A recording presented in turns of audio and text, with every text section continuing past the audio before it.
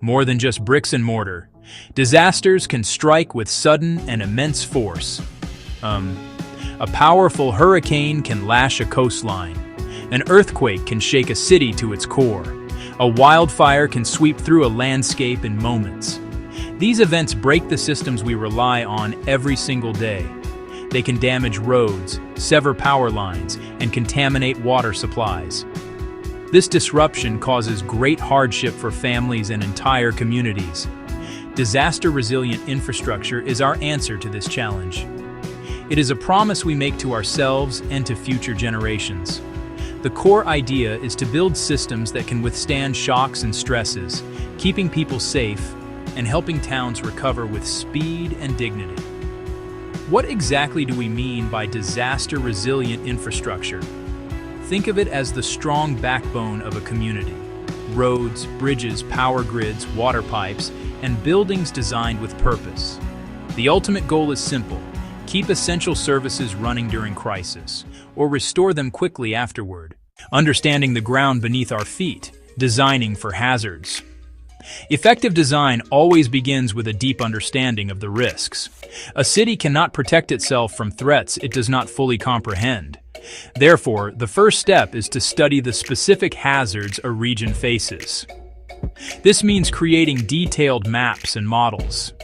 These maps show us exactly where the dangers lie. Floodplains that swell when rivers rise. Fault lines that can rupture in an earthquake. Wildland areas where fires are most likely to start and spread. With this knowledge, engineers, architects, and planners can make informed, intelligent choices. They can design infrastructure tailored to withstand the most powerful local forces. Near storm surges, elevate the roadbed. Design larger culverts and drainage to move water fast. In seismic regions, base isolation lets the ground move while the building stays relatively still. These are real-world solutions that save lives and prevent catastrophic failures. Clear, simple building codes are among our most powerful tools. Codes set safety standards, and they must be enforced. Strengthen older buildings, braces, anchors, flexible pipes. The arteries of a city, roads and bridges carry us to work, to school, to home.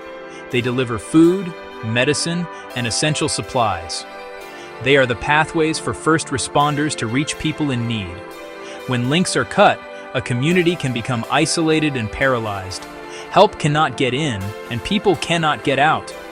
Protecting roads and bridges is a top priority. Use permeable pavement to reduce surface flooding. Lift low-lying roads above expected flood levels. Maintain robust drainage with wide channels and clear culverts. Work with nature. Roots stabilize soil and reduce erosion. In slide-prone terrain, retaining walls and reinforced slopes keep roads safe. Regular inspections fix small issues before storms make them big. In quakes, modern bridges must move and sway, not resist rigidly. Flexible bearings, strong cables, deep reinforced foundations. Protect piers from scour, fast water eroding foundations.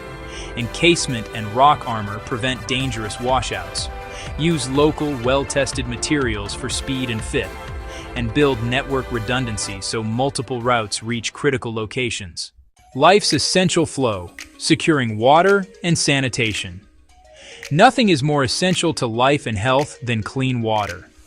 After a disaster, safe water is critical for drinking, cooking, and hygiene. Sanitation systems must safely manage waste. When lines are damaged, a public health emergency follows.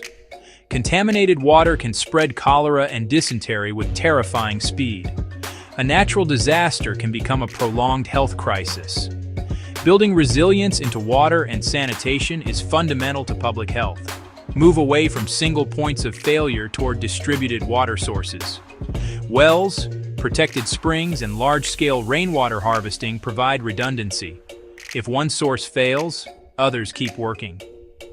Local filtration makes secondary sources safe to drink.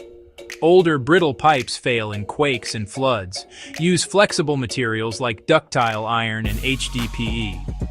cushion pipes in protected trenches. Site critical facilities away from floodplains and surge zones.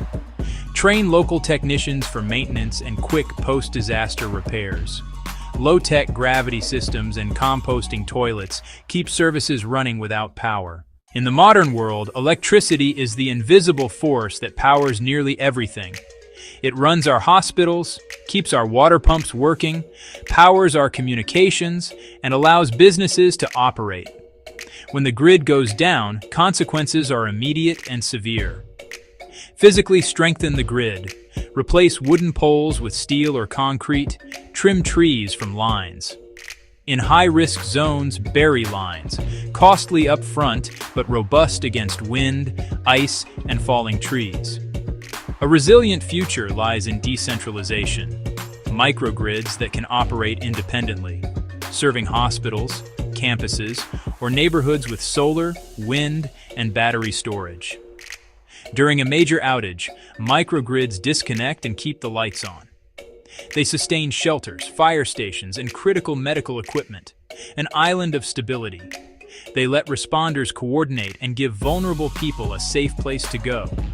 As costs fall, microgrids scale from rural towns to dense urban districts. Backup is non-negotiable. Prioritize solar plus batteries over fuel-dependent generators. Few moving parts, no fuel, reliable, low maintenance, and cleaner for the environment. Investing in resilient, decentralized, renewable energy builds a future where the lights stay on, no matter the storm. For most people, home is the ultimate sanctuary. A well-built home can be the difference between life and death. Resilient housing protects against specific threats without complex technology. In hurricane regions, high-wind shingles, metal clips tying roof to walls, impact-resistant windows or shutters. In flood zones, elevate living spaces above rising waters. Use flood-resistant materials where water may reach. In wildfire zones, create defensible space and use non-combustible roofing and siding. Upgrade millions of vulnerable homes, bolt frames to foundations, add plywood sheathing, install flood vents. Many retrofits are achievable by trained contractors or skilled homeowners. Local programs, loans, grants, and hands-on workshops empower residents. A community of slightly stronger homes weathers storms and recovers faster. Working with nature can provide better, more sustainable protection. Green infrastructure. Healthy wetlands, mangrove forests, and coral reefs absorb storm energy before it reaches communities. Protecting and restoring these systems reduces risk cost-effectively and supports wildlife. Inland, slow water and let it soak in. Parks, rain gardens, permeable paving, and trees. Benefits extend beyond floods. Cooler streets, cleaner water, recreation, even carbon sequestration. Blend built and natural systems. A flood wall paired with a park designed to safely flood. By embracing nature, cities become safer, healthier, and more beautiful. Resilient infrastructure is more than steel and concrete. It is also about people. Awareness is key. Understand risks, flooding, earthquakes, wildfires. Governments must communicate clearly via meetings, sites, and maps. Every family and community needs a disaster plan, routes, meeting places, and backup communications. Practice often and build redundant warning systems. Local volunteers are invaluable. Train to help before responders arrive.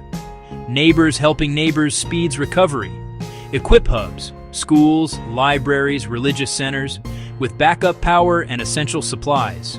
These become places for information, shelter, and support. In 2007, Greensburg, Kansas was nearly wiped off the map by a massive tornado. 95% of buildings were destroyed. Schools, the hospital, nearly every home. Instead of leaving or rebuilding the same, they chose stronger and greener. They required new city buildings to meet LEED Platinum. Schools, hospital, and city hall focused on resilience. Wind and solar power, geothermal systems, and rainwater harvesting became standard. Homes were rebuilt with efficiency, better insulation, high-performance windows, efficient appliances. Resilient power lowered outages and utility bills. Greensburg was reborn, stronger and forward-thinking, a story of hope. Disasters will happen. We cannot stop storms or quakes, but we are not helpless. We can build roads that withstand floods, homes that resist winds, power that stays on, and communities that work together.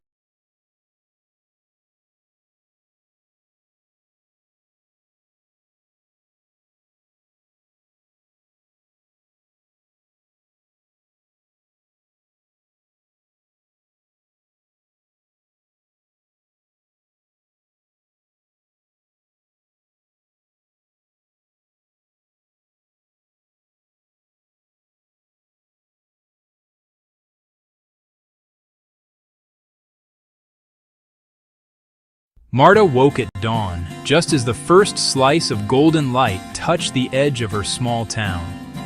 Her home is a simple, humble structure with just 2 rooms that hold the entirety of her family's world.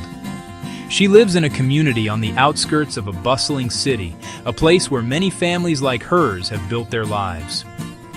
For years, they shared a single water tap at the end of the dusty street, and the children played in a small, patchy garden everyone tended together. For so long, this street felt quiet and forgotten, a place of silent struggle. The houses were old, their walls weary from time, and the roads turned to mud in the rain. People constantly worried about the next big storm, the risk of a fire, and the quiet fear of an uncertain future. Then, one day, something shifted. A new rule came into effect, a quiet but powerful change from local government. This plan wasn't just about buildings, it was about people. It helped families access small, manageable loans and secure land rights in writing for the first time. The town followed up with new drains to manage seasonal floods, and a colorful playground soon filled with laughter. Teachers began making regular visits, bringing books and opportunity right to their door. For Marta, a profound sense of calm arrived, a feeling she hadn't realized was missing.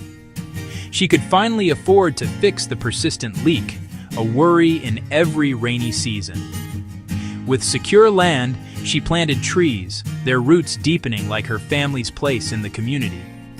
Her child could play safely on the street, watched over by neighbors with renewed pride.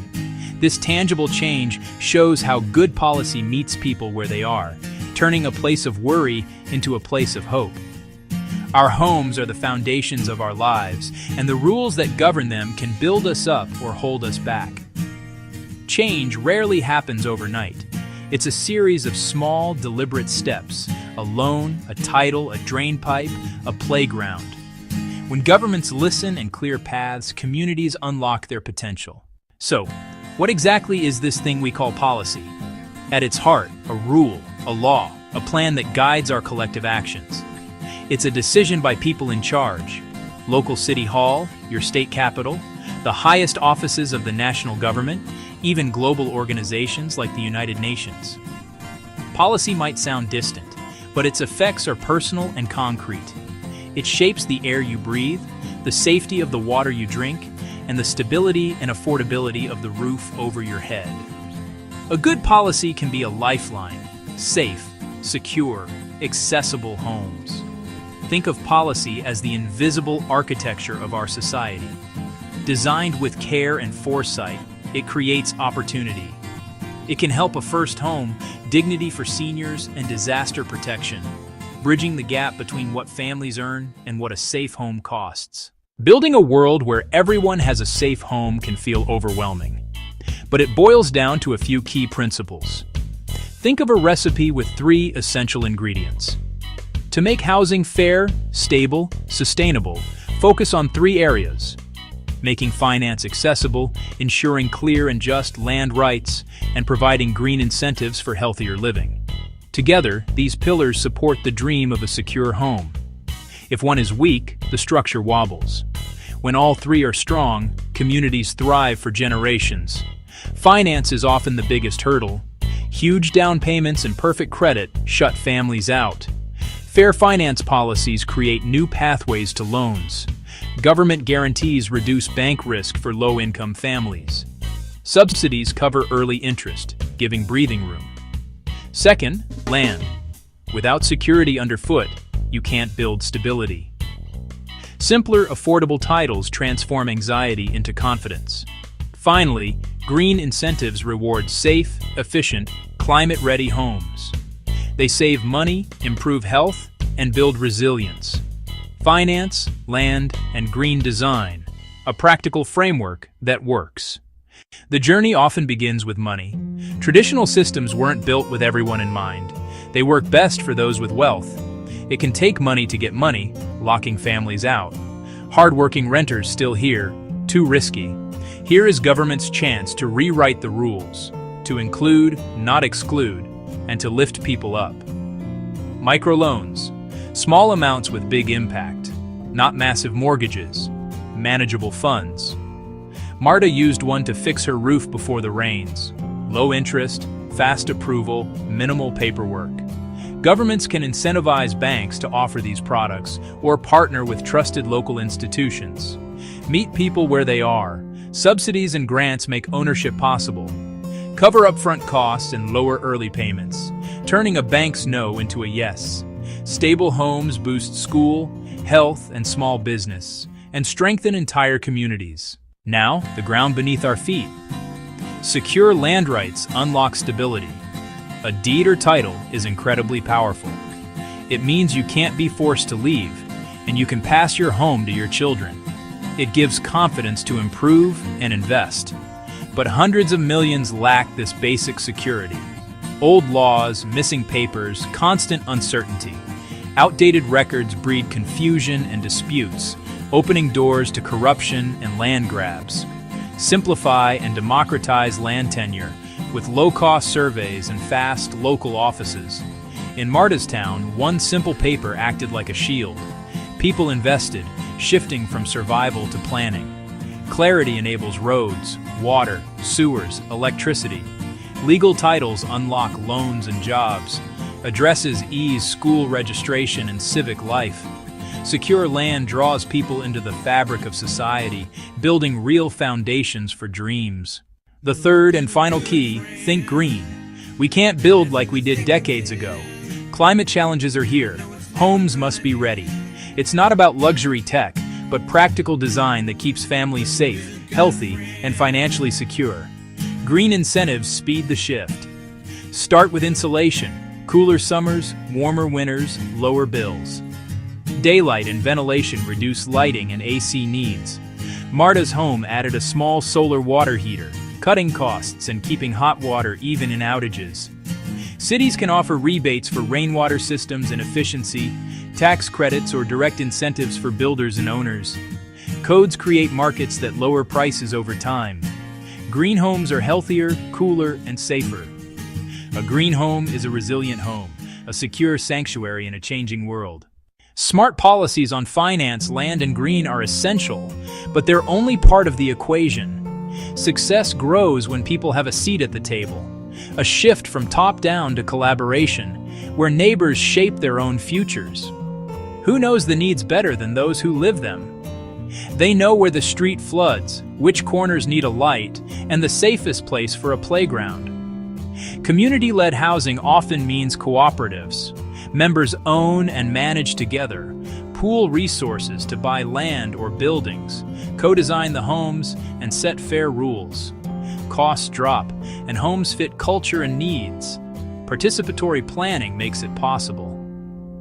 We need a wider path for our elders here. This lot is perfect for a garden. The final plan is sound and lived in. When people help design it, they care for it. On a steep hillside, families lacked safe access and clean water. They formed a cooperative with a small grant and legal support and took matters into their own hands. They built sturdy, low-cost steps with local materials, planted native trees to prevent landslides, and set up upkeep together. The result was transformative. Children reached school safely, shops saw more business, and a renewed sense of empowerment grew. This is what happens when we trust people as experts of their own lives. The final piece is collaboration. No single group can solve the housing crisis alone. Real change happens when we work together. Government sets direction with fair laws. Community groups add heart and local knowledge. Nonprofits and donors bring funding and expertise, and companies bring innovation and efficiency. Think of it like a symphony. A city offers unused land for affordable housing, a bank backed by guarantees, provides low-interest microloans, trusted leaders organize residents and co-design, builders train residents, creating jobs and skills. The project is faster, cheaper, and safer. Homes meet real needs. The neighborhood thrives. Benefits compound beyond bricks and mortar. Collaboration also builds resilience to shocks, physical and economic. Stronger homes, stronger bonds, stronger local economies. It's the glue that binds finance, land, and green design, turning a set of efforts into a unified force for change. MARTA's story shows a better future is within reach. We can build it, one neighborhood at a time. You can hear it in children's laughter, see it in small businesses on a newly lit street, and feel it in the quiet pride of a secure home. None of this is an accident. It's the result of thoughtful rules, dedicated people, and the will to work together. The path is clear, and it requires action. Leaders, start by listening. Ask what people truly need. Create simple rules that clear the path. Make land rights faster and cheaper to secure. Back small loans for low-income buyers. Offer real incentives for green, healthy homes. Empower community groups. Fund, trust, and include them. Community, your voice matters. Organize and act. Small steps together become a powerful movement. Global partners, be connectors and amplifiers. Fund small, high-impact ideas. Spread what works so others can learn. Help craft simple, effective policies. Focus on families and long-term resilience. We already have a blueprint, the Sustainable Development Goals. A world without poverty, with safe, resilient, affordable homes. We have the tools, we have the knowledge, and we have examples of what works. We can bring policy down to the people, turn plans into clean water and safe roofs, and into healthy homes. A home is more than bricks and mortar. It's the start of love, hope, and dreams. It is the foundation of our lives. Together, we can make safe homes real for everyone.